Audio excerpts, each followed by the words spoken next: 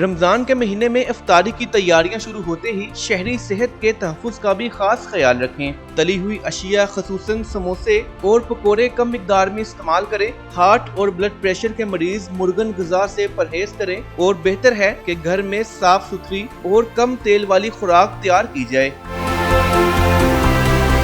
शहर के बाजारों में समोसे और पकोड़ों के स्टॉल्स पर रश भर गया। दुकानदार कहते हैं कि मयार और सफाई का खास ख्याल रखते हैं।